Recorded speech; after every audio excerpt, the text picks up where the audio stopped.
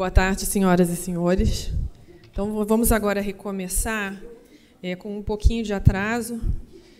A nossa intenção é cumprir o prazo de término deste painel, inclusive porque depois a gente tem a fala do secretário Mansueto de Almeida.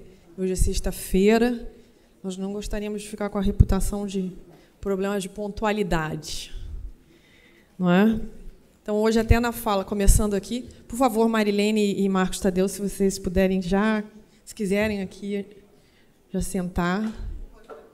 Hã? Rogério também. Rogério, Marcos, Marilene. Você tem apresentação? O pessoal disse que mandou. Tá, então deve estar. Hoje, na fala do Martin, ele até apresentou ali nas lacunas de infraestrutura o nosso gap com relação ao saneamento. Certamente esse é o maior desafio que o país encontra no setor de infraestrutura. Essa é a maior dificuldade de acesso com custos que têm sido medidos ao longo do tempo. Não preciso me alongar nesse tema. Por exemplo, o professor Gerner tem feito isso reiteradamente, algumas evidências sempre trazidas pelo Trata Brasil. O Marcos Tadeu é um grande especialista na área, Marilene milita também há muito tempo, e também, de modo muito oportuno, vamos ter aqui a presença de 2 investidores, porque este gap precisa contar com capitais privados. Não é?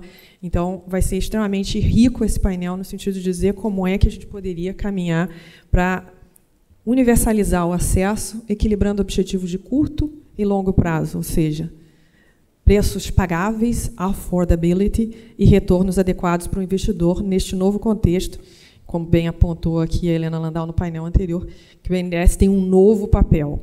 Então, sem mais delongas, por favor, Felipe, eu creio que o nosso objetivo aqui é que talvez cada um de vocês consiga uns 15 minutos. O Marcos Tadeu já me disse que vai explorar um pouquinho esse... Vai tentar compensar, vai se vingar um pouco de mim, que me excedi no painel anterior. Então, 20 minutos para o Marcos Tadeu, e aí a gente abre para as perguntas para poder atender o horário de 18 horas. Muito obrigada. Por favor. Obrigado a todos. Obrigado ao FGV pelo convite. Satisfação a participação nessa mesa. Obrigado também a todos os presentes. Eu acho que antes, na realidade, da gente começar a falar do setor de saneamento, a ideia também é gastar um minutinho falando um pouquinho da Brookfield no setor de infraestrutura no Brasil. A Brookfield, embora seja uma empresa canadense, ela vem há mais de 115 anos investindo em infraestrutura no país, e hoje ela administra praticamente 30 bilhões de reais, cerca de 30 bilhões de reais, em ativos de infraestrutura aqui no Brasil. Dos mais variados, desde malha de gasodutos, portos, ferrovias, terminais de cargas, malha rodoviária, energia elétrica, onde somos os maiores operadores de PCHs no país, entre outros. Em relação especificamente à nossa experiência no setor de saneamento, ela é bem recente. No início desse ano, a Brookfield, junto com alguns co-investidores e parceiros, anunciou a compra do controle da empresa Odebrecht Ambiental, empresa essa que tinha cerca de 20 ativos de água e esgoto no país, também 3 ativos de água de reuso para finalidade industrial e também um ativo de resíduos sólidos. Tá? Foi uma transação bem grande, uma transação de aproximadamente $1 bilhão, o que revela aí nosso apetite por investimentos nesse setor, em que pese todos os desafios que nós vamos falar aqui. Somente a título esclarecedor, hoje a operação está rebatizada como BRK Ambiental.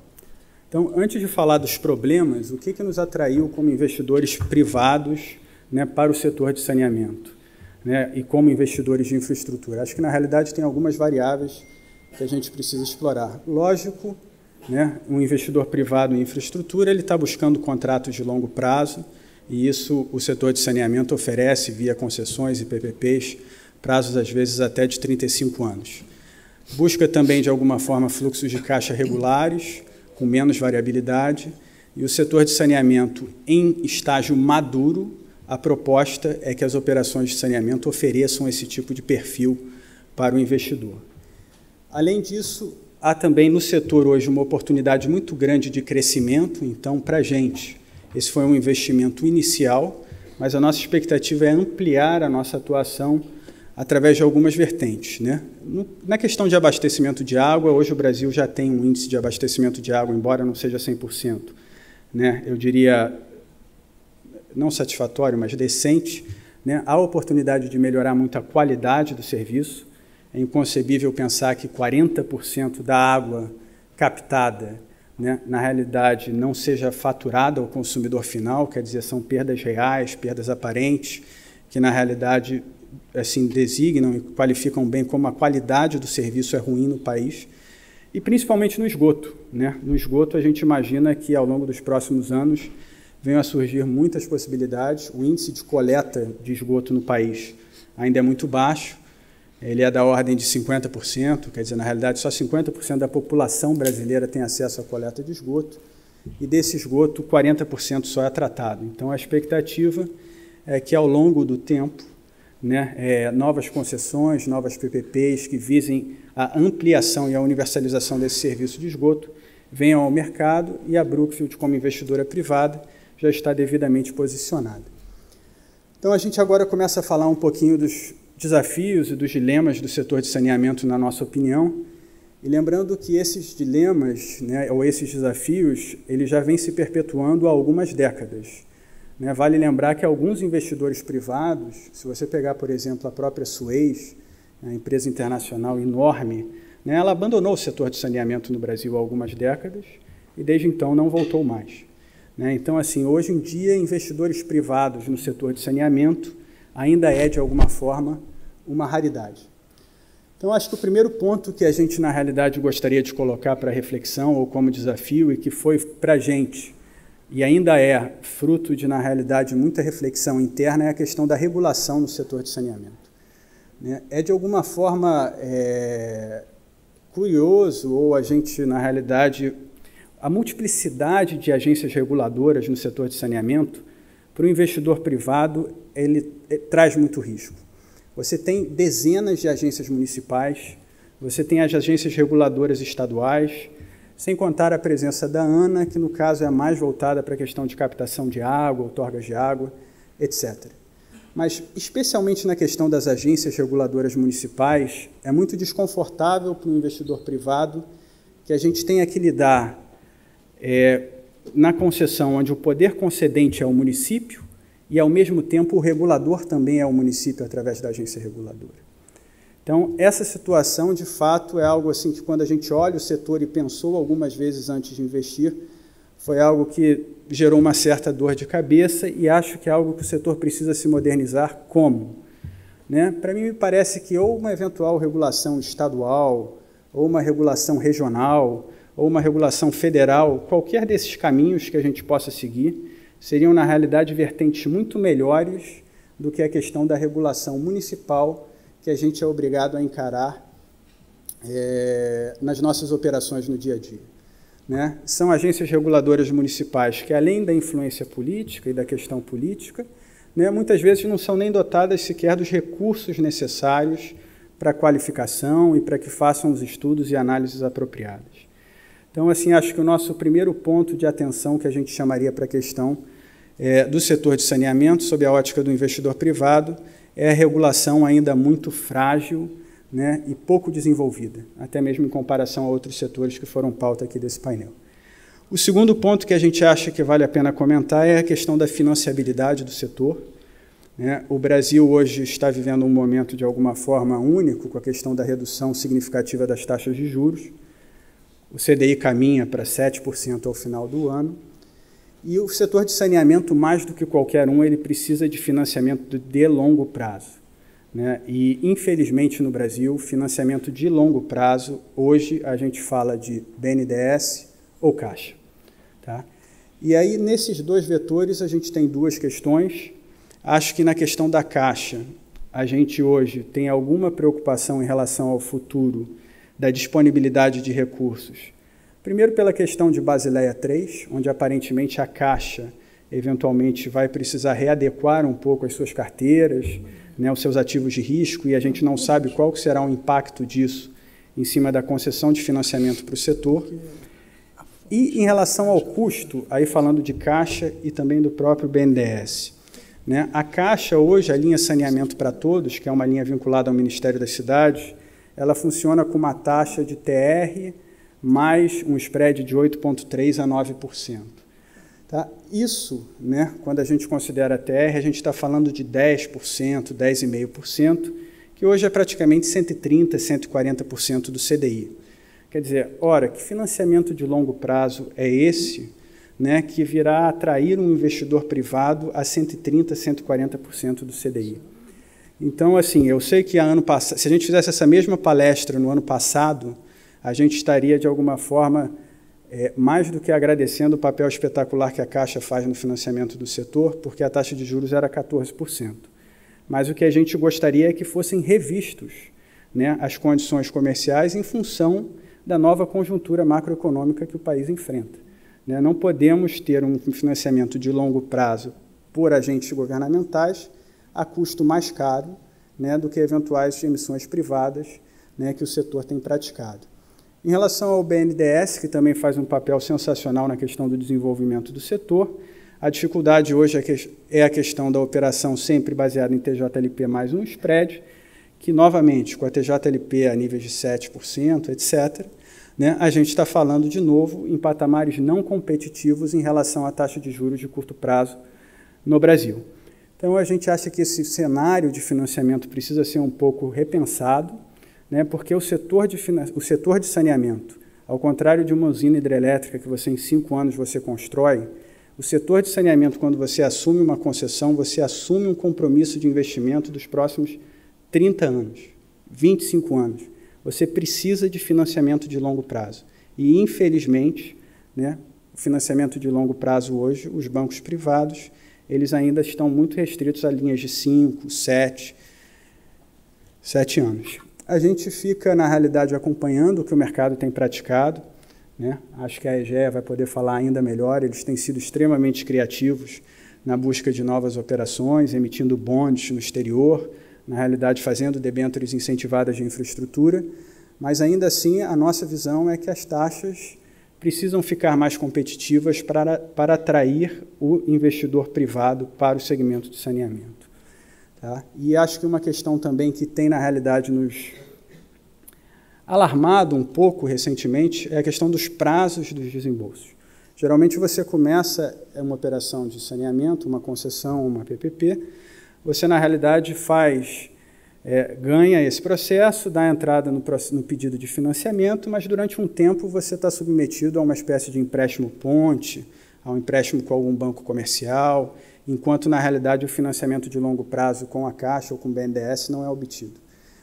E a verdade é que hoje a gente tem se deparado com prazos para liberação dos recursos cada vez maiores, né? Quando a gente fez a diligência na empresa que nós compramos, a gente sempre, na realidade, olhando os documentos, olhava um processo que demorava algo na casa de 9 meses, entre o início do protocolo, eventualmente no Ministério das Cidades, até o efetivo desembolso. E hoje a gente se depara, às vezes, com situações onde esses recursos só são desembolsados depois de 18, 20, 21 meses, o que é, na realidade, um tiro no retorno do investidor privado que precisou cumprir com aquela obrigação e teve que recorrer ao financiamento bancário tradicional.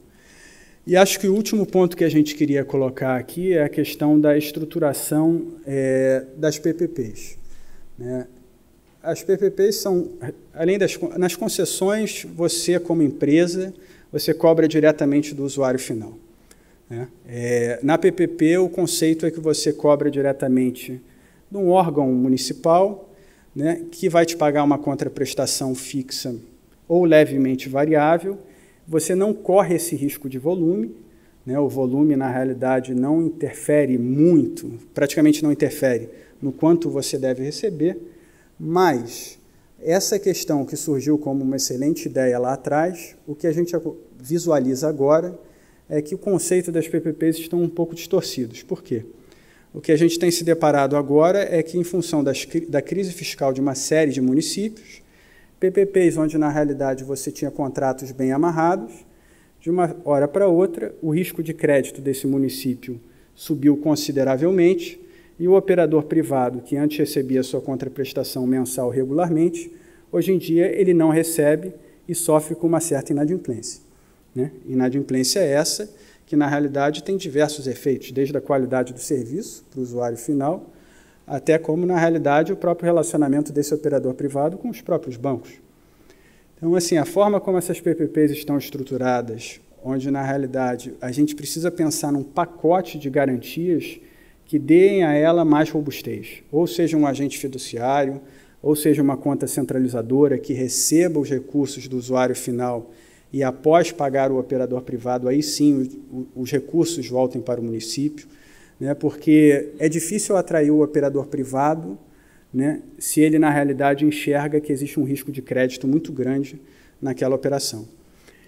E as PPPs também se revelaram, quer dizer, por você receber diretamente do município, com a troca de 4 em 4 anos, né, dos governos municipais, a verdade é que você acaba gerando espaço para tentativas periódicas de renegociação de condições contratuais que foram estabelecidas lá atrás. Então, assim, novos prefeitos assumem o cargo, é natural no sentido que eles não têm o conhecimento do contrato da PPP que foi feito por antecessores, mas eles querem, na realidade, buscar maiores informações, etc., e, eventualmente, buscar algum tipo de renegociação, o que, para o investidor privado, como aceitar isso? Porque quando nós bidamos ou entramos naquele contrato anos atrás, a gente tinha a nossa taxa interna de retorno que nós estávamos buscando. Então, no meio do jogo, né, tentar eventualmente rever essas questões, né, é algo que, para o investidor privado, é muito difícil de você tentar, na realidade, fazê-lo entender sobre isso. Então, acho que a nossa mensagem aqui fica basicamente sobre esses 3 pontos: regulação, financiabilidade e estruturação dos contratos de PPPs, especialmente pensando nas novas oportunidades que devem vir ao setor e que, claramente, para que a universalização aconteça no Brasil, né, não vai precisar nem só de Brookfield, nem só de Aegea, mas de muito mais gente, porque a gente está falando de 300 bilhões de reais que precisam ser investidos ao longo das próximas décadas. Então, não há como fazer universalização sem ter um pacote que seja suficientemente atrativo para o investidor privado de infraestrutura. Então, acho que era essa a nossa mensagem hoje. Tá? Muito obrigada, Felipe. Foi uma mensagem muito clara e que vai me permitir até fazer um gancho aqui com relação às apresentações seguintes. Agora é o Marcos Tadeu, não é? Enquanto ele se aproxima, eu vou até aproveitar e tomar um item que foi colocado pelo Felipe. Ele falou do desafio do financiamento de longo prazo, que agora, mesmo no caso dos bancos públicos, tem apresentado novos custos. E a Helena fez uma menção ao fato de que, por exemplo, parte desses bancos, ela citou o caso do BNDES, nem enfrenta tanto escassez, mas precisa se revisitar. Essa é uma agenda que eu sei que o Banco Mundial tem tratado, né? E o que, então, se você puder também tocar no ponto de em que medida a análise de vocês apresenta caminhos que poderiam aperfeiçoar esse processo da financiabilidade dos investimentos aqui em saneamento. Obrigado, Joísa. Em seu nome, eu agradeço, em meu nome pessoal e do Banco Mundial, o convite para estar aqui com vocês hoje na FGV, discutindo um tema que a gente discute há pelo menos 20 anos e que, nesse setor, logra uma demora um pouco maior para alcançar um resultado significativo. Eu queria começar resgatando 3 comentários das sessões anteriores, que eu julgo muito relevantes. Eu queria, primeiro, lembrar, em 2003, eu estava no governo federal, no programa que o Banco Mundial financiava à época, e vinha a reforma do governo Lula. E perguntaram que ministério devia ser o Ministério para Saneamento. Eu dizia, energia. O nexo água e energia, tão bem destacado aqui antes, o Brasil é um país de energia hidráulica e continuará sendo, nas próximas décadas, um país predominantemente de energia hidráulica. Ela vai garantir um sistema energético sustentável ao Brasil. O nexo é crescente entre água, energia, agricultura, meio ambiente, por exemplo, mas é também mais do que isso. Do ponto de vista regulatório e política pública, o setor de água tem muito o que aprender com a experiência do setor elétrico, que está aí um período bastante significativo à frente em termos de organização de política pública, de arquitetura ou engenharia, ainda que criticável, avançou muito, e gerou um sistema bastante interessante a nível global, inclusive. Então, esse é um comentário que eu julgo relevante. Aproximação do setor de água e de energia. Talvez aqui seria interessante, no próximo evento, as mesmas questões serem colocadas para a energia e para a água na mesma mesa. Dada a similaridade até econômica, muda a escala territorial, mas a forma como se organiza a rede de energia, a rede de água é bastante semelhante. Um comentário que o Gessner fez na parte da manhã, eu julgo muito importante, mas eu queria fazer um alerta sobre ele, que é o tema da simplificação regulatória. E eu perguntaria como e onde. Eu concordo que um conjunto, um aparato regulatório, especialmente de âmbito mais geral, tributário, regulação setorial, CREAS, CRAUs, etc., esse conjunto ninguém sabe quanto custa e para que ele serve. Certamente aí tem um grande espaço de simplificação ou mesmo de extinção regulatória. Mas alguns setores que precisam muito de investimento de capital, como água e saneamento, talvez seja o caso do contrário. Não chegar ao nível de detalhamento, de amarração legal, como comentou aqui, que limita a atuação da ANEEL hoje e a coloca num passo mais lento do que deveria ser para acompanhar o progresso tecnológico, mas a garantia de que uma regulação previsível e estável, no caso do saneamento, precisa de uma regulação um pouco mais sofisticada do que nós temos hoje. Então, talvez, no caso do saneamento, em função da grande necessidade de CAPEX, eu tenho que ter uma regulação um pouco mais, economicamente um pouco mais sofisticada. E o terceiro comentário é de que, infelizmente, água e esgoto, por algum tempo, vão continuar a ser um monopólio natural permanente. Ao contrário de energia, que está deixando de ser por conta do progresso técnico, o esgoto até poderá ser, antes da água, um setor que se rompa a barreira do monopólio natural. No caso da água, não se vislumbra tecnologia capaz de superar o aspecto econômico do monopólio natural permanente. Vamos continuar assim. Portanto, o papel do Estado será, sim, determinante no futuro, porque ninguém vai conseguir controlar o monopólio com um grau que esse setor tem de impacto externo sem uma presença regulatória importante do Estado. Falando isso, eu vou passar um pouco para a apresentação. Primeiro comentário geral que eu queria fazer, que na nossa visão do banco, já olhando para a Joísa, quando a gente fala de água, a gente olha para o ciclo hidrológico. Então, a abordagem que o banco tem sobre o tema da água é uma abordagem que integra desde do upstream, downstream e vice-versa, ou seja, desde a gestão do recurso hídrico, ao uso dos serviços e os seus diversos nexos, por exemplo, com relação à energia, com relação à navegação, com relação ao serviço de saneamento básico. Então, mesmo quando nós financiamos o setor de água e esgoto, a gente precisa ter um pouco esse olhar um pouco mais integrado do saneamento. E a gente tem esse slide que resume um pouquinho dos temas que nós temos de água no Brasil. Precisamos, talvez, trabalhar numa matriz ou num triângulo, como está colocado aqui, que, para garantir a segurança hídrica dos diversos setores usuários da água, a gente tem que trabalhar simultaneamente infraestrutura, financiamento, mais o tema também da governança. Sem que esses três fatores caminhem concomitantemente em coordenação, a gente não vai lograr a segurança hídrica que o Brasil precisa. E, no caso do serviço de água, por exemplo, segurança hídrica é essencial, senão não tem um serviço que cumpra a sua obrigação social. Segundo ponto importante é que, no Brasil, ao contrário da energia elétrica, desculpa, acho que eu coloquei um tempo curto aqui, mas os dados não importam, é que nós temos uma agenda do século XX não resolvida, que é a agenda do acesso. O Brasil ainda permanece com uma agenda do século XX, do século do acesso, não resolvida. A nosso indicador de cobertura, ainda que em água urbana, como comentou antes, seja quase que universalizado, na água rural ainda está muito distante disso, e no esgoto a gente tem um percentual significativo de investimentos a fazer por diferentes tipologias para dar resultado à agenda, que é a agenda do acesso, que é incompatível com o nível de renda que o Brasil enfrenta hoje. E essa agenda do acesso, ela é uma agenda fundamentalmente de pobreza. E aí, de novo, vem o papel fundamental do Estado. No Brasil, como no mundo, esse dado do Brasil não é diferente do mundo, quem não tem acesso à água e esgoto é fundamentalmente pobre. E como uma pobreza no Brasil é grande, o déficit de serviços de água e esgoto é grande.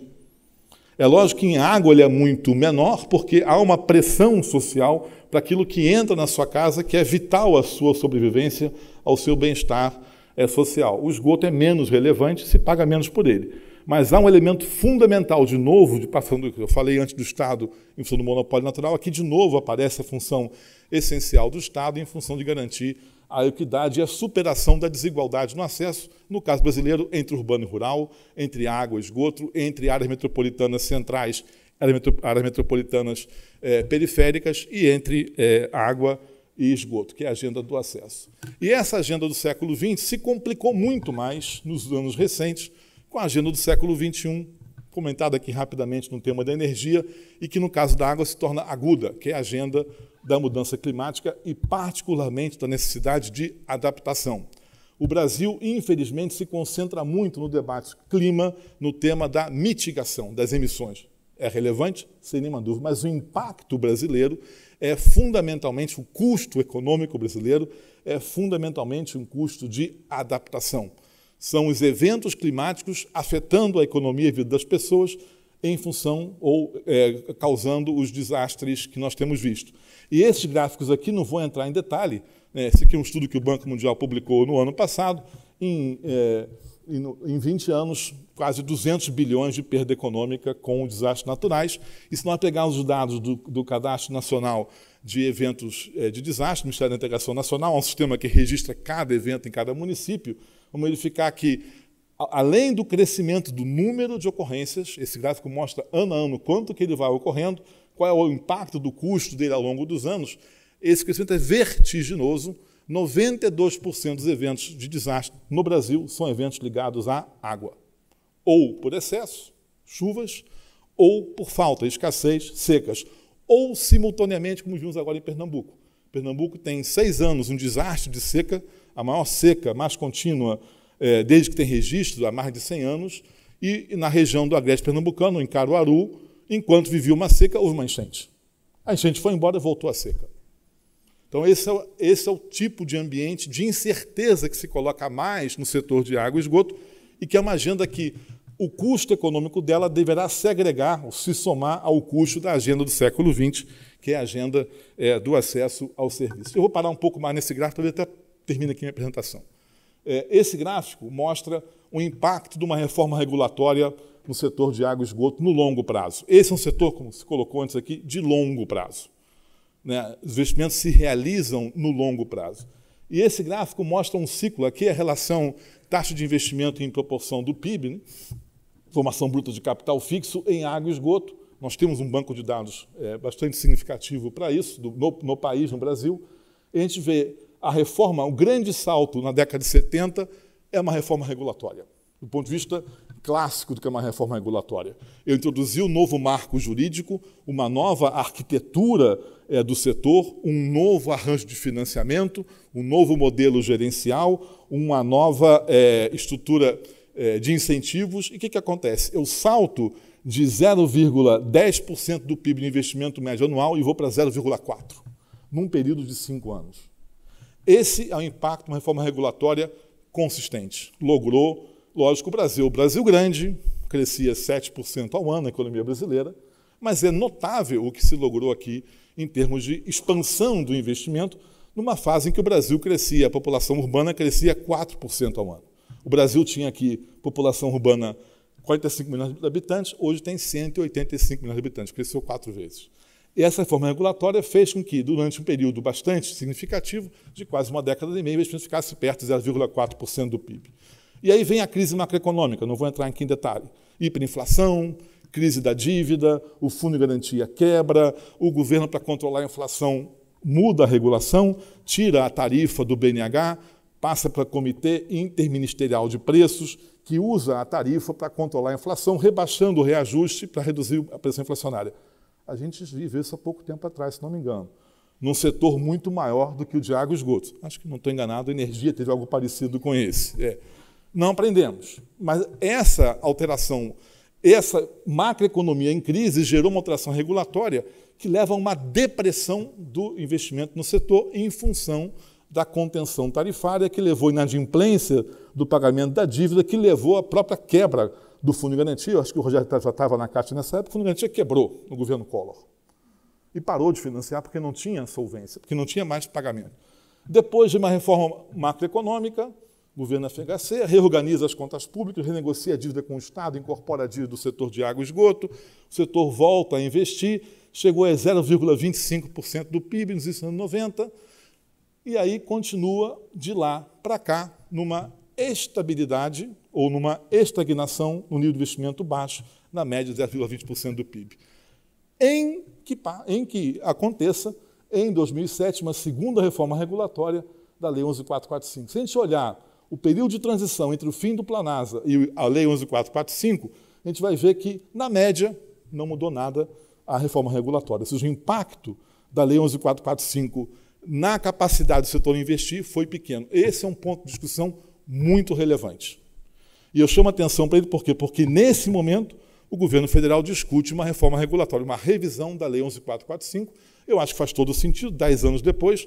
Eu, pessoalmente, trabalhei na Lei 11.445, trabalhei na tentativa anterior da lei do PL 4147 no ano 2000, sei bem o que foi possível num, que não foi possível no outro, e dá para analisar um pouco esse impacto. Mas a questão é que, talvez, a reforma regulatória introduzida em 2007 não tenha sido suficiente para o segundo salto necessário. Por que eu falo do segundo salto?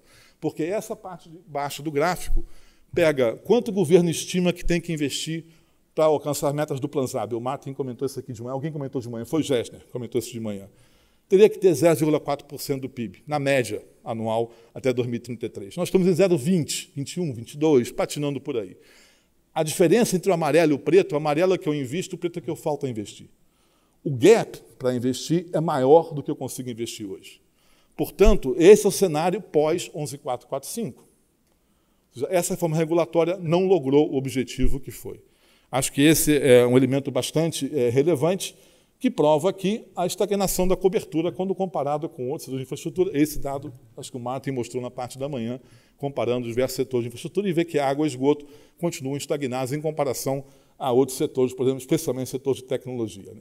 Para isso que o banco, então, propõe, em função de tentar solucionar a agenda do século XX, mais a agenda do século XXI, acesso, mais resiliência, segurança, a limitação à crise econômica, que de fato derrubou o investimento, os dados não capturam ainda o investimento dos últimos 2 anos, que vai ter uma queda significativa, a gente tem que fazer alguma coisa.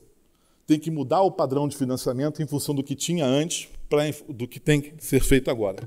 E, de novo, esse aqui é um panorama, não é particular do Brasil, acontece também em outros países do mundo.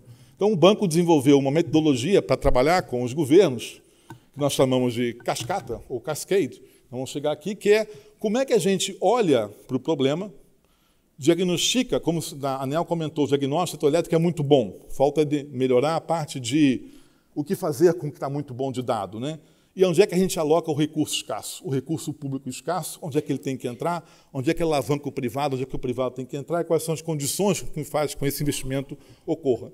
Então, a gente desenvolveu no banco essa metodologia, que é para fazer com que o governo trabalhe nas áreas em que o capital privado pode financiar, crie as condições para tal e focalize o recurso fiscal escasso. O Brasil hoje vive com agudez esse problema, nas áreas em que o setor privado não será capaz de cumprir, especialmente quando a gente volta atrás no tema da equidade social do saneamento. Então, a gente tem um conjunto de princípios, mas especialmente que a geração de valor, a agregação de valor tem que ser o objetivo de qualquer padrão de financiamento. Isso vai ter um impacto muito importante na discussão anterior sobre planejamento. Qual é o planejamento que se quer fazer? Como é que se trabalha planejamento e financiamento de forma que o financiamento agregue valor ao planejamento, desde que ele seja racional, e talvez seja um dos problemas do setor, um planejamento que, nossa avaliação, é irracional, e não é racional, e que também tem implicações com o próprio financiamento do setor. Então, a discussão, onde é que o privado pode entrar? No Brasil, nos ativos não pode entrar como proprietário de ativos, porque o regime máximo possível é o regime de concessões, mas ele pode entrar seguramente no tema do financiamento e no tema da prestação dos serviços. E aí eu vou chegar no ponto que eu julgo mais importante hoje, talvez, da reforma regulatória brasileira, ou dos mais importantes, que é o tema da tarifa. Vários setores conseguem viabilizar-se apenas para o pagamento de tarifa. Outros setores não conseguem. Esse gráfico mostra de forma esquemática aonde eu preciso de algum tipo de aporte, que o retorno da tarifa não é capaz de bancar o CAPEX mais o OPEX, e aonde a tarifa é capaz de bancar integralmente os custos de OPEX mais CAPEX. E vamos ver que energia eu consigo financiar quase sempre por tarifa. Água e esgoto, nem sempre. Água, quase sempre sim, talvez deixando de fora o tema da segurança hídrica, especialmente quando envolve infraestrutura de múltiplo uso, energia, controle de cheias, navegação ao mesmo tempo. Mas esgoto, seguramente, dada a sua questão ambiental, e no Brasil essa é uma legislação bastante rigorosa, eu precisaria de algum tipo de aporte de recursos do orçamento.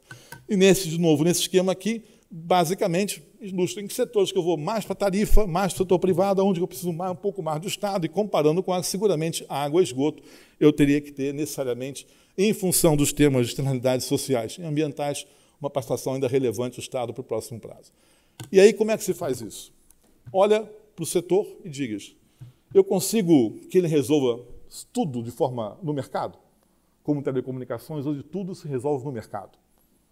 Tudo bem, esse setor é o nível 1 da cascata. Deixa o mercado fluir. E aí o GERN tem integral razão. Regula a concorrência ou regula a qualidade, não regula o mercado. O mercado flui e busca a sua capacidade de financiamento própria. Mas, às vezes, o mercado poderia financiar se as condições regulatórias permitissem, se o risco fosse mitigado, que é a colocação da BRK anterior. Então, nesse caso, uma reforma regulatória pode ser relevante para que eu saia do nível 2 para o nível 1, ou seja, para fazer com que uma intervenção do Estado no ambiente regulatório permita em que o capital privado entre financiando todo um setor. Seguramente é o tema de energia.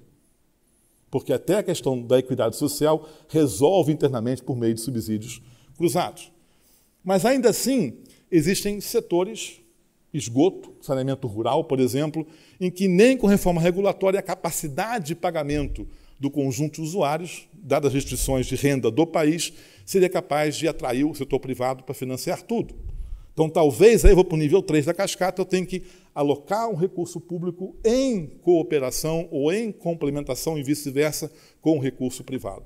E aí, então, eu aloco o recurso fiscal de forma que ele possa complementar, agregar valor, adicionar externalidade ao investimento privado. Até o último nível da cascata, em que eu vou ter que financiar fundamentalmente pelo investimento público. Seguramente o setor de água e esgoto não está no nível 4, não está no nível 1. Ele vai estar entre o nível 2 e o nível 3. É esse tipo de abordagem que a gente quer desenvolver no Brasil, essa abordagem ascendente, para mudar o padrão de financiamento, conseguir agregar valor e resolver simultaneamente as agendas do século XX e do século XXI.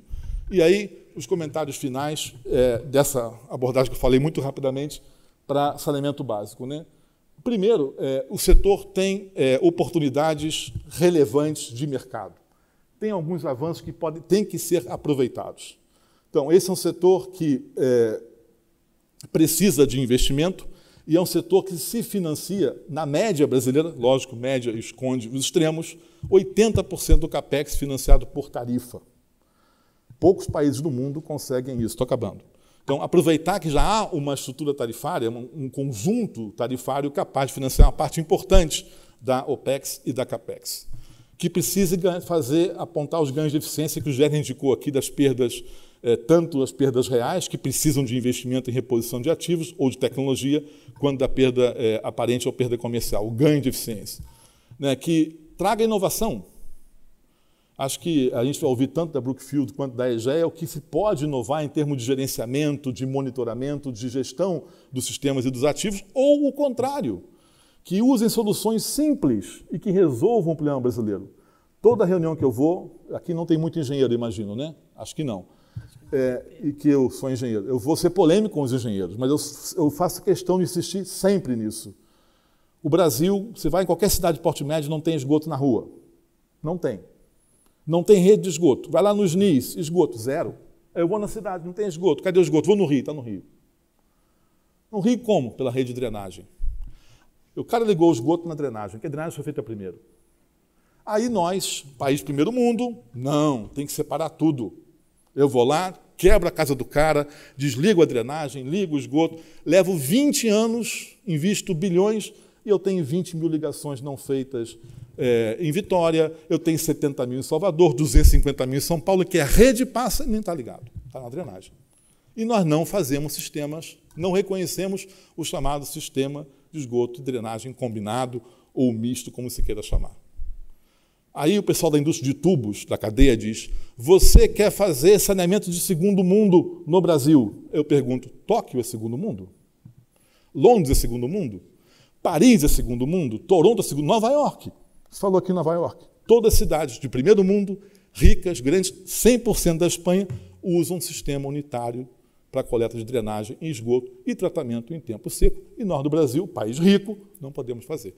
O Ministério não financia, a BNT não tem norma para isso. Soluções tecnológicas, sofisticação ou simplicidade. Não fazemos. O setor privado está fazendo o exemplo da Águas do Brasil aqui no estado do Rio, é relevante para estudar. Marcos Tadeu, realmente estou acabando. Você... É um ponto de estrutura de mercado. Faltam 1 minuto e 45 segundos para chegar nos 20 que você falou. Aproveitar as estruturas de mercado. Aí eu chamo a atenção para a reforma regulatória que está vindo aqui hoje. Por que as estruturas de mercado? Esse é um setor que tem ganhos, tem rendimentos crescentes à escala. Então, a economia de escala é presente nele. A economia de escala ajuda essa tecnologia, financiamento e equidade social também. O setor já tem isso no Brasil. A reforma de 70 logrou a economia de escala. A reforma de agora deveria aproveitar a economia de escala e não jogar fora como se tentou no ano 2003, que queria acabar com a companhia estadual e tudo ser municipalizado com o departamento municipal. Seria um desastre. Corremos o risco, não do desastre daquele tamanho, mas de dar ao mercado que o mercado por si só faz, nível 1, mas ficar com o Estado aquilo que o mercado não faz, nível 2, nível 3 daquela cascata. Esse é um risco grande de perder um avanço que o setor fez de economias de escala. Então, é um cuidado regulatório. E a diversidade de possibilidades. Como se falou aqui antes, esse setor é grande, pode ser muito maior, tem que investir, tem que dobrar o investimento que faz hoje. Não é um modelo único. Pode ser desde um contrato de resultado que o Gergen implantou na Sabesp, quando estava lá, até uma concessão plena, passando por empresas de capital misto, por operações de mercado, que vai ter agora com a Sabesp. Tem um monte de alternativas. Isso é uma possibilidade que também tem que ser aproveitada. Mas reduzir os riscos do planejamento. A revisão do Planzab, que se aponta para o ano que vem, é uma oportunidade. O Planzab não responde às questões do setor, sendo bastante franco. Não é uma questão de revisão do Planzab, é uma questão de refeitura do Planzab, a partir do zero. O que está lá não vai dar conta, porque não atende a essas questões de financiamento, de arquitetura do setor. Olhar o tema que você levantou muito bem da regulação, 5.575 reguladores, vai ser uma bagunça, já é uma bagunça, então tem que dar algum tipo de cartesianismo ao sistema regulatório. Olhar para o tema da tarifa, não digo que tem que subir a tarifa necessariamente, mas tem que rever a tarifa que o Brasil pratica hoje, a estrutura dela é a mesma desenhada no decreto de 72 do Planasa, é a que está aí até hoje, seguramente não responde mais aos desafios da equidade, nem da segurança hídrica e da eficiência.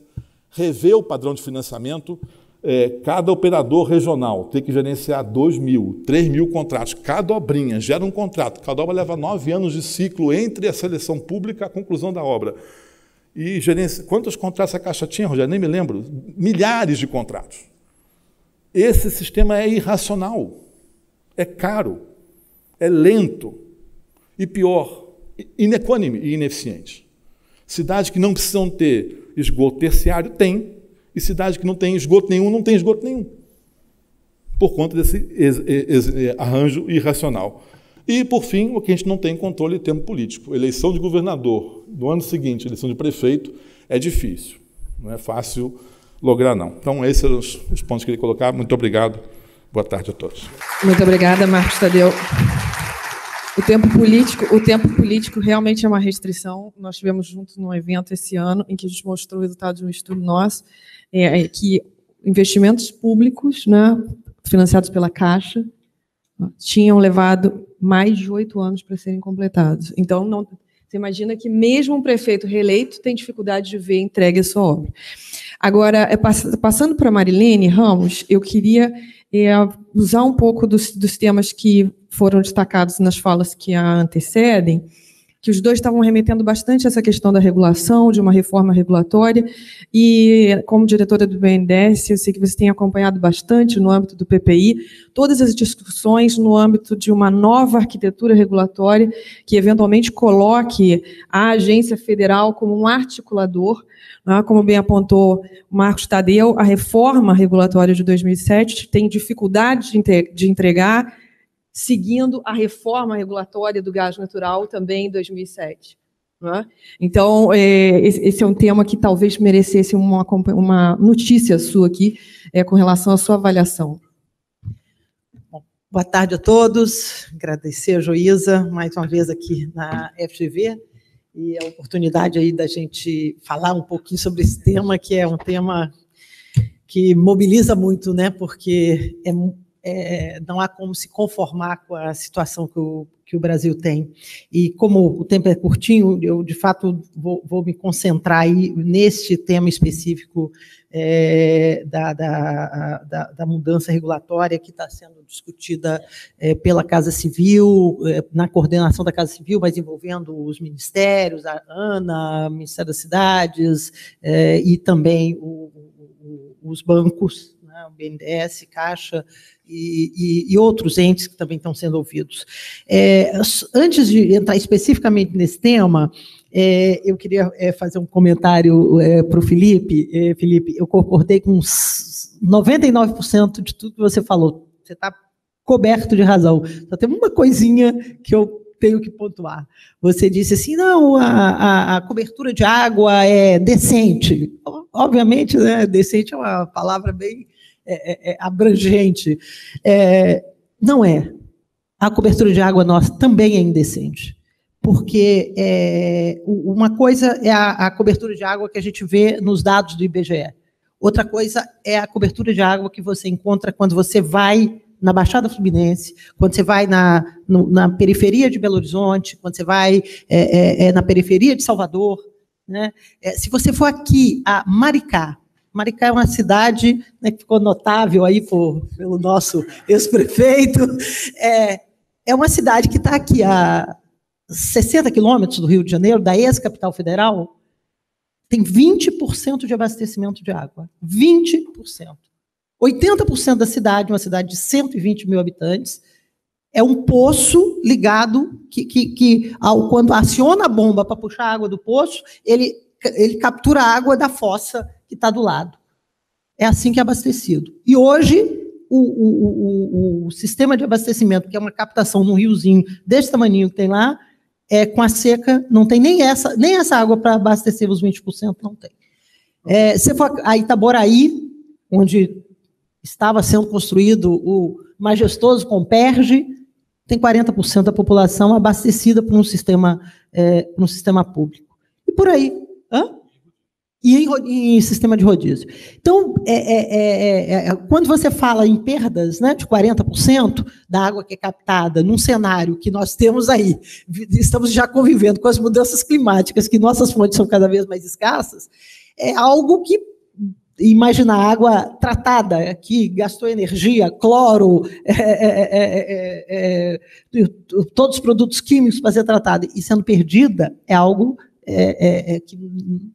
Coisa de país rico, né, Marcos Tadeu?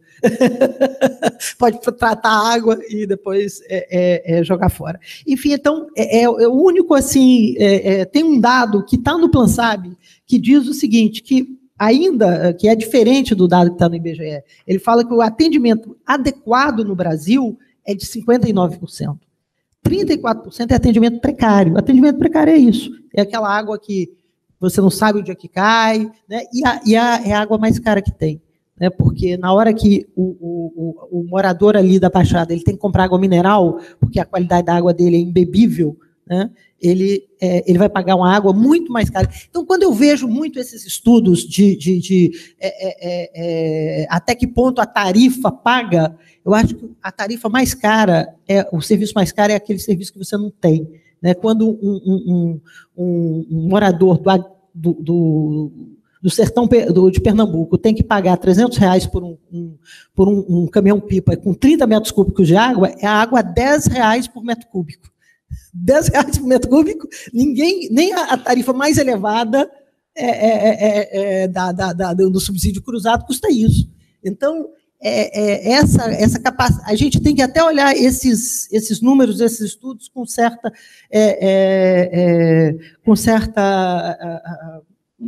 crítica, né, porque tem esses indicativos. Bom, o governo, desde ali, o ano passado, o BNDES lançou um programa de ampliação da participação privada no saneamento, de estruturação de parcerias público-privadas.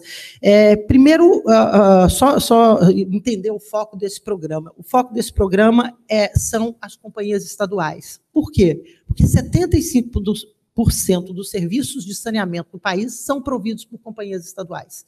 Então, você tem hoje cerca de 6% são concessionárias privadas e o resto, os demais são serviços municipais, são serviços autônomos de água e esgoto, ou, às vezes, a própria prefeitura sem nenhum serviço propondo. Então, se nós não atuarmos neste nicho, né, não é um nicho, né, junto às companhias estaduais, a gente não vai mudar o panorama da prestação de serviço nesse país. Agora, então, nós começamos esse programa o ano passado e felizmente, ao mesmo tempo, a Casa Civil, juntamente com o PPI, iniciou uma discussão sobre a alteração do marco regulatório do saneamento, que ele dá resposta a várias dessas questões que foram colocadas aqui, né? Regulação, financiabilidade, estrutura contratual, temas que o Marcos Tadeu aqui elencou. Então, nós consideramos que tem uma série de alterações, tanto na lei de criação da Agência Nacional de Águas, quanto na lei de saneamento, Estatuto de Metrópole, enfim, uma série de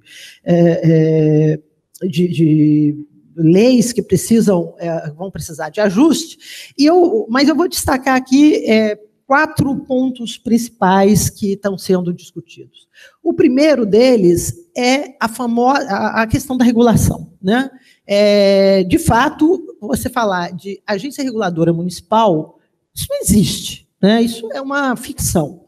Hoje está aqui o Firmino, né, que meu companheiro dessas questões de saneamento, aliás, quem ajudou a estruturar a coleta de tempo seco lá na região dos lagos, que salvou a Lagoa de Araruama e a Lagoa de Saquarema, ele, na época, presidente do consórcio da região dos lagos, e dobrou o Ministério Público, não foi, Firmino? Para poder aceitar essa solução, que hoje é uma solução, inclusive, com uma regulação adequada aí pela Genesa, já um histórico aí. Ou seja, solução a gente tem quando a gente quer. Quando a gente não quer, quando não há condição política, a solução, aproveitando que eu falei disso, já fazer um parênteses sobre a questão de região metropolitana. Ficou essa briga durante décadas aí na Justiça, por fim saiu aquele acórdão lá do Supremo, lá pelo ministro Gilmar Mendes, tratando da região metropolitana, que o poder concedente não é o município, tem que ser tem que ser uma concessão compartilhada entre o Estado e os municípios envolvidos e tal. A região dos lagos é uma solução. Lá não é região metropolitana, mas é uma solução regional, onde o Estado, com os municípios, através de um consórcio, fez a concessão, né, tem uma agência reguladora estadual, enfim. Então, a solução é absolutamente perfeita, podia ser perfeitamente adaptada aqui para a região metropolitana aqui do Rio, de São Paulo, de qualquer outro lugar. Não precisaria de nada disso, mas, enfim, como não tem condição naquele momento, o governador aqui, na época, quis fazer, os prefeitos quiseram fazer e se achou a solução. Então, tem muito mais de vontade política do que propriamente de entrave legal para ser feito. Eu vou até voltar ao assunto da região metropolitana, mas só falando de regulação, o Firmino acabou de me contar que hoje o prefeito de Campo Grande, onde há uma concessão antiga, a EGEA, né,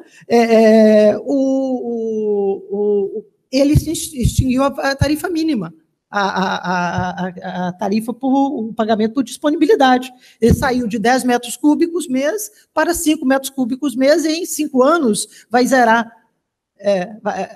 não sei se em 5 anos. Enfim, é uma coisa de doido. Quer dizer, qual é a agência reguladora dele? Vai dizer para ele que a agência reguladora dele, prefeito, não pode fazer isso? Você imagina uma agência reguladora fazer isso? Ou seja, isso é uma ficção, não existe.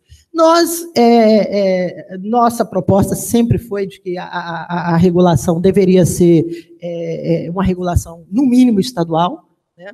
Mas, infelizmente, isso não é um tema muito difícil de se avançar no Congresso. Então, o que está saindo é para dar à Agência Nacional de Águas um papel de supervisor regulatório, vamos dizer assim, né, o nome. Seria ela daria as diretrizes regulatórias, e quem não se encaixasse nessas diretrizes, ela poderia ser até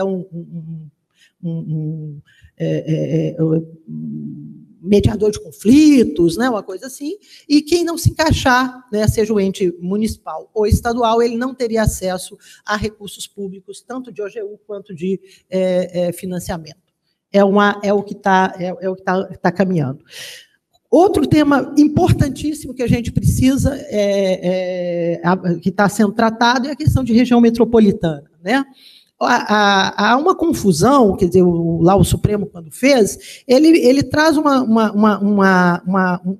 figura, que é uma figura de ordenamento econômico, da área econômica, social, geográfica, para uma questão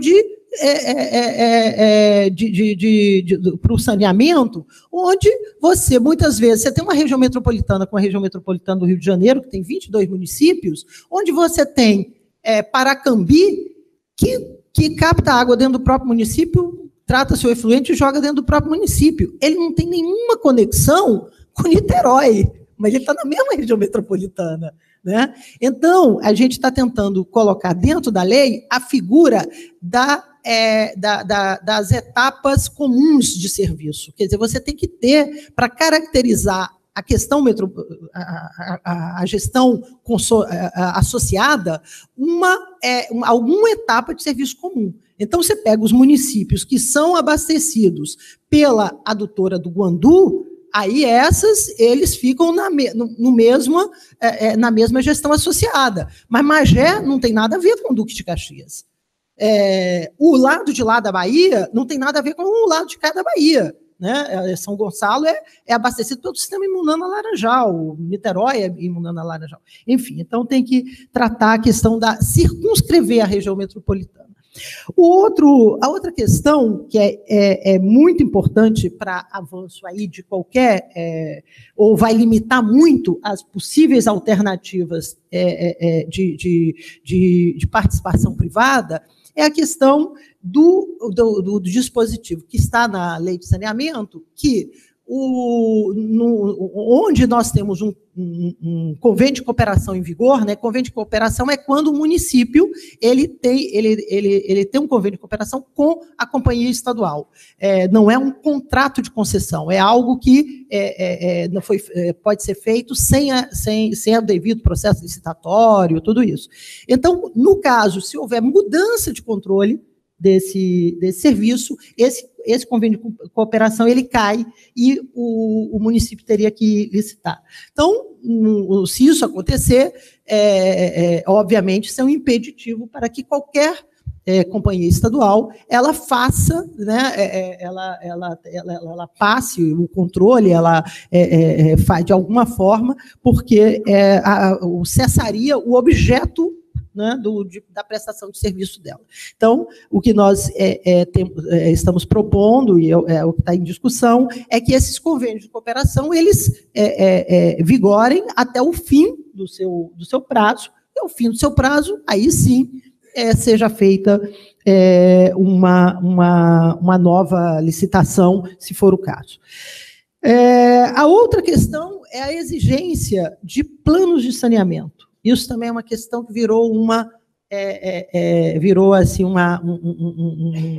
um problema. Por quê? Porque nós somos 5.500 municípios no país, né? Hoje, uma parcela desses municípios, acho que cerca de 40% deles têm esses planos de saneamento, muitos desses planos de saneamento completamente descolados da realidade. Plano de saneamento que diz, olha, vai ter água e esgoto para todo mundo em 5 anos, com a tarifa que é 50% da tarifa que é cobrada hoje. É algo nessa linha. Quer dizer, não, como a exigência para que se faça qualquer concessão é a exigência da existência desse plano de saneamento, então isso acaba, e não é possível fazer 2.000, 3.000 planos de saneamento da noite para o dia. Então, essa questão da exigência do plano de saneamento tem que ser revista, até porque você vai para, por exemplo, resíduos sólidos, as concessões na área de resíduos sólidos, elas são feitas e não existem os planos, a exigência de que seja feito planos de resíduos sólidos, mas eles não condicionam a concessão, né, o contrato de concessão. Então, esses são os principais pontos que estão sendo discutidos. Tem também uma questão voltada também com a questão do licenciamento ambiental, que é outro tema, né, incrível. A exigência de licenciamento ambiental para as obras de saneamento, elas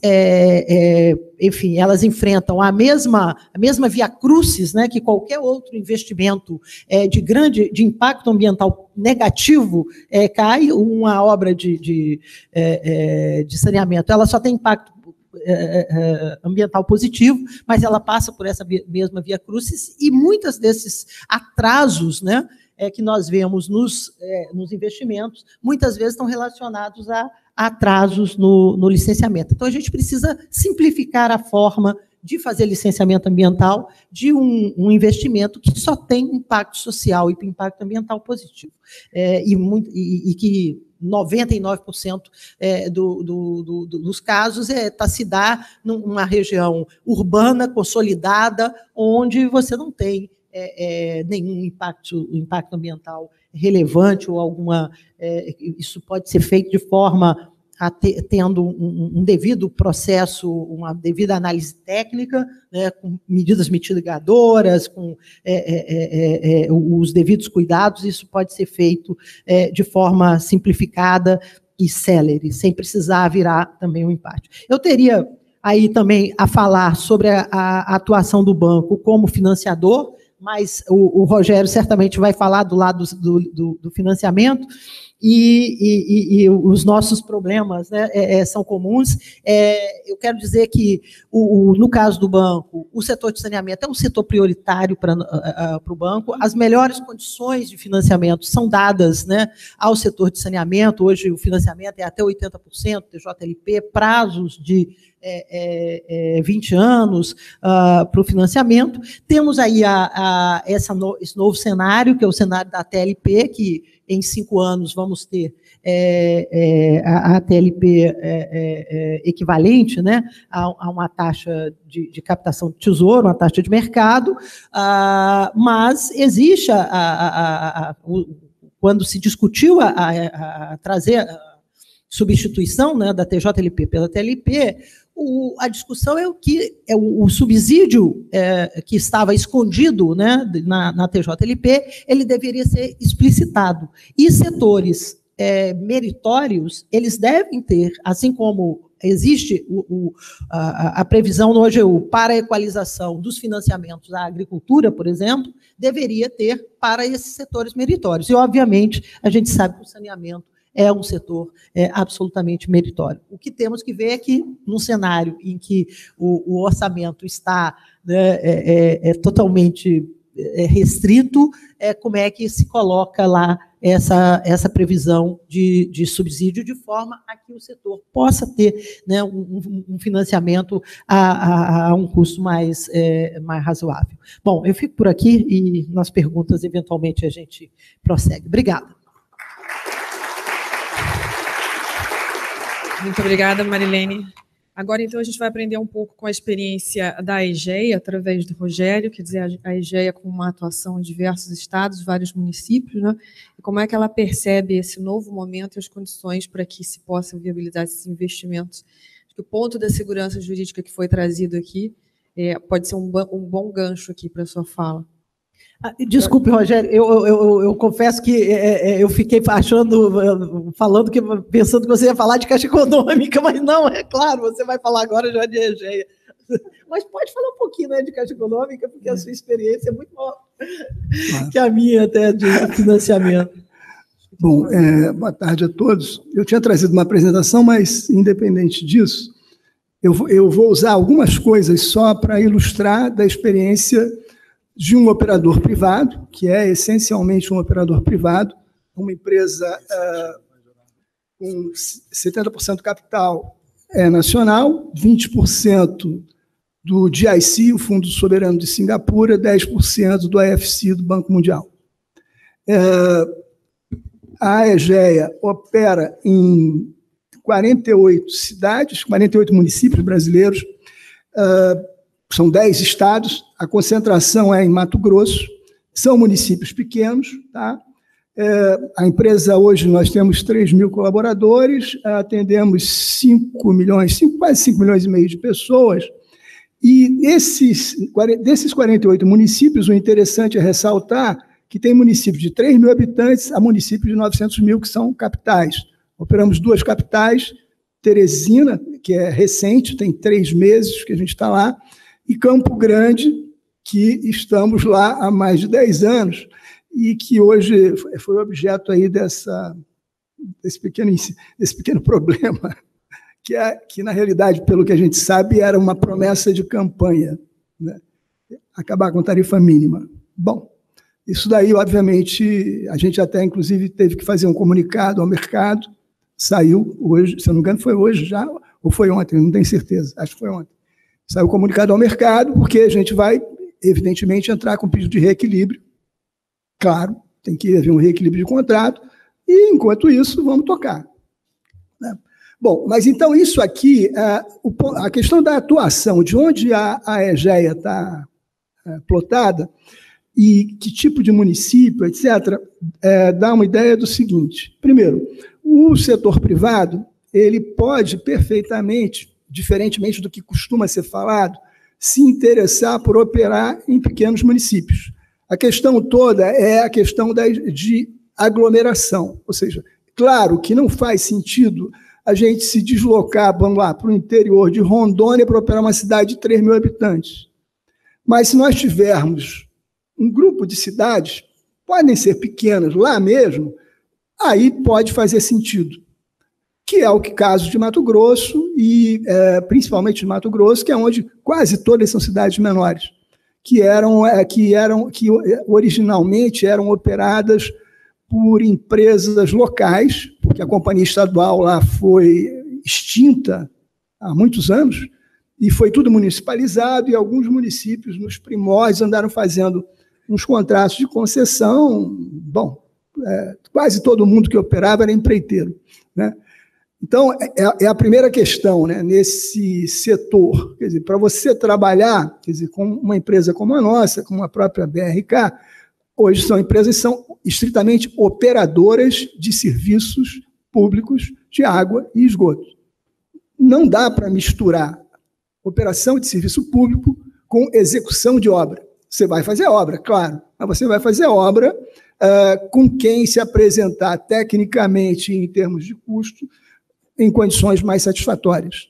É basicamente isso, não tem mistério nenhum, é assim que vai funcionar, e os outros operadores privados que estão aí seguem hoje, os que estão aí hoje seguem basicamente esse modelo, são todos estritamente operadores.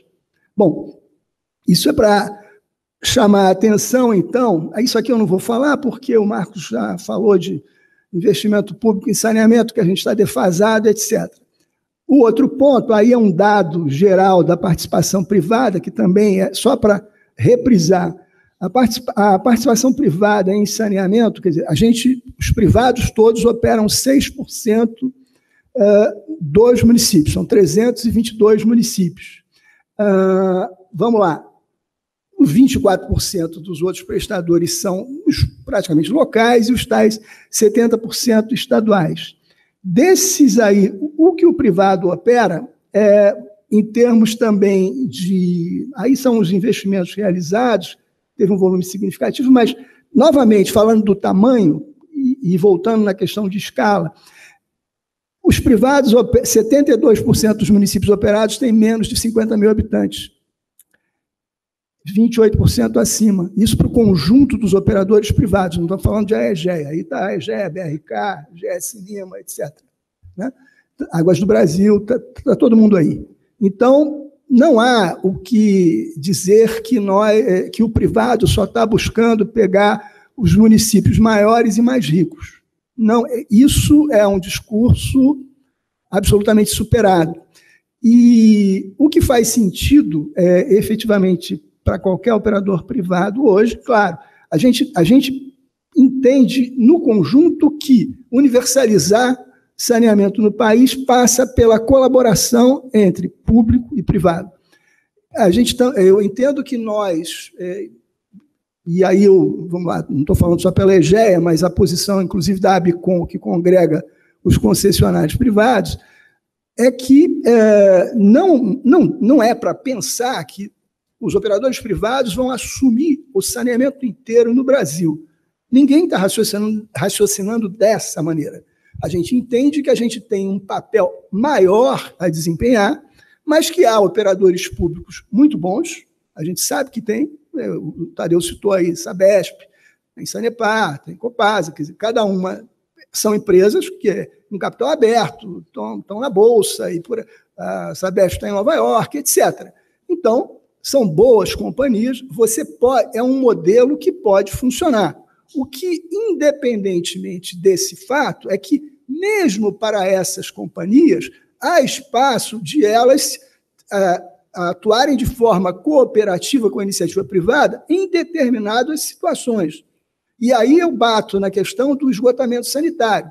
Não vou nem tocar na questão da água, que embora tenha problemas, é a questão mais delicada. E, por exemplo, a Sabesp não iria jamais querer discutir alguma coisa de, vamos lá, uma subconcessão de água. Ela já fez uma PPP para aumentar o sistema de produção. Mas, agora, quando você fala de esgotamento sanitário em municípios menores e no interior, seguramente tem espaço para você fazer alguma coisa de cooperação com a iniciativa privada, sim. Por quê? Porque, do ponto de vista de eficiência operacional, o privado consegue ter maior eficiência operacional, ou seja, ele vai conseguir ter custos menores e capacidade financeira muito mais rápida para alavancar os investimentos que têm que ser feitos, vamos dizer, em prazo bem mais curto. Então, a lógica é que, eventualmente, mesmo para uma companhia muito boa, a decisão seria: eu vou esperar ter condições de levantar o dinheiro e fazer esse investimento em esgoto nesse conjunto de municípios daqui a 8, 10 anos, ou eu faço uma PPP, subconcessão, para alguém privado entrar e resolver esse problema nos próximos 3 anos. Isso é uma decisão. Ela seria absolutamente válida, porque, normalmente, a inserção do privado nesse negócio não vai, até para começar, não vai tirar emprego de ninguém, porque ele está entrando num lugar onde a companhia não está atuando. E aí a gente já tem casos, já tem experiências em que a gente está trabalhando com companhia estadual num desenho equivalente a esse. No caso do Espírito Santo, a gente já está em 2 municípios, estão aqui na apresentação, depois vocês podem ver, são essas PPPs de esgoto de Serra e Vila Velha, em que Serra a gente já entrou lá em 2015, Vila Velha a gente entrou esse ano. O operador é a Companhia Estadual do Espírito Santo, a CESAM. Ela está lá, continua prestando serviço de abastecimento de água, continua emitindo contas. Tá? A questão é que ela delegou por um processo licitatório, e aí nós estamos lá, a prestação de serviço de esgotamento sanitário. Não digamos, você tem uma estrutura que permite que a gente tenha convicção de que vai receber, porque basicamente, como foi falado aqui, você tem que ter uma conta centralizadora num banco que permita segregar a receita de esgoto para passar para o operador privado, se for necessário. Fora isso, você bota uma conta reserva, com 3 contraprestações, normalmente isso é suficiente do ponto de vista de dar conforto para o privado, como também para o financiador atender isso daí. Como o tempo está muito curto, eu vou me permitir comentar, sair um pouco da apresentação, comentar ainda a questão de financiabilidade, questão de capacidade financeira que o setor privado tem, lembrando o seguinte, como eu trabalhei na Caixa, ficou claro aqui pelo que a Marilene falou,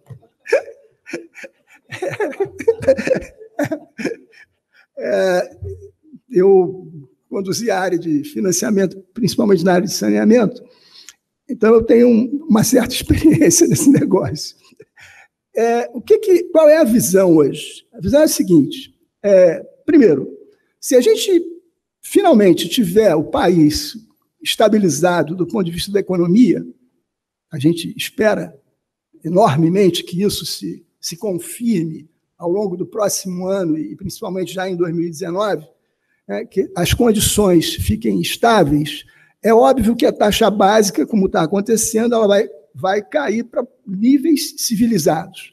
Ao acontecer isso, e isso é a nossa experiência que já existe de captação de recursos via empresa, já emitiu esse ano, foi a primeira vez que a gente fez uma emissão externa, emitiu bônus, captou 400 milhões de dólares, uma operação super rápida, tranquila, teve uma demanda de 2 bilhões de dólares para o papel, aí é aquela história, também não precisava buscar esse dinheiro todo, porque daqui a pouco você não ia ter o que fazer com ele. Mas captaram-se 400 milhões de dólares a 5,75 em dólar ao ano. Pagamento em 7 anos, com amortizações, com juros semestrais. Pagamento final, bullet. Ou seja, é uma operação interessante, até porque esse tipo de operação, quem conhece o mercado de fora sabe que, possivelmente, se tudo correr bem, você consegue alongar isso mais à frente, você consegue repactuar e estender. Então, o cenário é altamente favorável a que você tenha recursos do mercado financeiro migrando para o financiamento do setor de infraestrutura e do saneamento em particular. E isso fecha com a história, aí só um detalhe, a Caixa, o problema de Caixa com Basileia não tem a ver com a origem da fonte Caixa, que é a FGTS. A fonte Caixa, a fonte do FGTS, ela independe da própria Caixa. Então, ela pode ser usada por outros agentes financeiros. O próprio BNDES já usou uma vez, mas bancos privados são agentes credenciados para repassar fundo de garantia, inclusive para esse tipo de financiamento. Os bancos privados nunca operaram isso, ou aliás, operaram algumas poucas vezes no passado, basicamente pela questão do tabelamento de spread, porque aí, no início, o spread era livre. E isso aí, o antigo Unibanco, no início dos anos 2000, chegou a fazer financiamento para a Sabesp, com recurso do Fundo de Garantia, como agente financeiro. Tá? E tudo bem, só que ele cobrou um spread que hoje ele não poderia cobrar. Na época, sei lá, acho que eram 4 pontos de spread. E o máximo que o fundo permite são 3 pontos. Eles mudaram a regra, tabelaram. Só que 3 pontos, quando você está lá com uma Selic na estratosfera, é uma coisa. Outra coisa são 3 pontos quando você está com uma Selic em 7, 6. Aí, então, também muda o jogo. De qualquer sorte, essas fontes tradicionais, Caixa, BNDES, elas, embora vão continuar existindo, mas a tendência é que, para uma economia que realmente chegue aonde todos aqui sonham, para um nível de estabilidade, previsibilidade e vamos dizer, regulação estável, principalmente nesse setor, o mercado financeiro vai poder realmente suprir muito, mas muito mais do que o que ele já fez até hoje. E aí o número que eu acho que o Tadeu botou, de 50%, o mercado financeiro pode suprir, eu acho que é perfeitamente factível. Vocês me perdoem, eu vou encerrar aqui, que já acabou, é só essa digressão aí sobre a parte de financiamento. Obrigado. Muito obrigada, Rogério. Temos perguntas da plateia? Temos perguntas da plateia? Então, nós vamos fazer o seguinte, vamos coletar as 3 perguntas que eu vi a do Firmino, do senhor aqui e lá. Nós vamos coletar as 3 juntas, pediríamos que fossem muito breves, a gente tem um compromisso mesmo, tá, de terminar esse painel às 18 horas. O microfone ali, por favor, primeiro para o Firmino. Na realidade, a pergunta talvez mais ligada até a Tadeu e Marilene, porque falaram dos próximos passos aí de regulação do assunto, ou de modernização da legislação, do marco regulatório. A questão do tempo seco, que o Tadeu aborda e que, enfim, é um processo que nós não reconhecemos e que não aparece nem no SNIS, os municípios que têm. Há espaço nessas regulações para que a gente introduza essas questões técnicas, porque a própria Europa traçou uma diretiva quadro para dar espaço para que cada país seu fosse passo a passo chegando a uma condição ideal. Quer dizer, a gente tem um Brasil continental e continua fazendo legislações que tem que ir do Oiapoque ao Chuí ser aplicada com a mesma rigidez e tamanhos de municípios e cidades. Então, o exemplo da região dos lagos é interessante, mas ainda está frágil, se sustenta num TAC, e a cobrança principalmente é complicada, porque se sustenta também num termo de ajuste de conduta e é questionado também. Então, seria nesse sentido, se há espaço para esse nível de regulação dentro do processo de marco legal do saneamento. Vamos coletar aqui a segunda pergunta, se o senhor puder também se identificar. Não, Newton Cavalieri, da NJ Cavalieri Engenharia de São Paulo, empresa especializada em estruturação de projetos de infraestrutura para participação privada.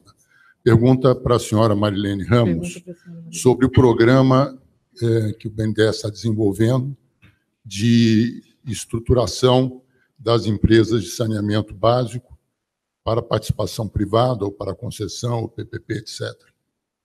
Queria saber se as notícias que a gente tem recebido de uma parte, vamos dizer assim, um caminhamento um pouco difícil dos estudos e, principalmente, a desistência de alguma das companhias, se isso é fato e como está esse programa. E uma segunda parte, se seria possível a aplicação deste programa, alguma coisa parecida com isso, para a estruturação da participação privada nos municípios que não têm as companhias de saneamento básico. Obrigado. A terceira pergunta ali, as 2 primeiras foram bem breves. Eu sou Luiz Fernando Belo, eu sou ex-superintendente financeiro da FINEP e diretor da Associação de Analistas de Mercado aqui do Rio. Basicamente, eu queria concordar com o Felipe Cunha, tá? Não existe financiamento no Brasil para isso. Gostaria de lastimar a extensão da TJLP. Eu creio que a TNL, entre outras coisas, infelizmente, reduz a correção monetária no Brasil, coisas que não para se livrar, e não acredito, infelizmente, gostaria de acreditar na afirmação do Rogério. No país que tem todo o mercado dominado por 5 bancos, você ter taxa de juros razoáveis, na minha cabeça, nunca. E eu queria fazer um desafio a todos que continuem mantendo vivo o BNDES e a FINEP, porque um exemplo típico, além disso tudo, os nossos bancos privados e o BNDES e a FINEP trabalham preferencialmente com garantia, fiança. Os bancos passaram a cobrar 5% ao ano de fiança e, para informação de vocês, estão pedindo cash collateral de 80% a 100%. Isso inviabiliza qualquer coisa. Então, agora, coletadas essas perguntas, a Marcos Tadeu e a Marilene, então. Vou ser bem rápido. Firmino, até onde eu sei, não está presente na lei a figura do alternativo de tratamento ou coleta. Não há proibição em lei. O que há é que não há norma. A ABNT apenas prevê esgotamento sanitário separador absoluto, e as companhias formais seguem a ABNT. Então, acho que é um tema para a lei, sim, mas o normativo de cidades de financiamento proíbe.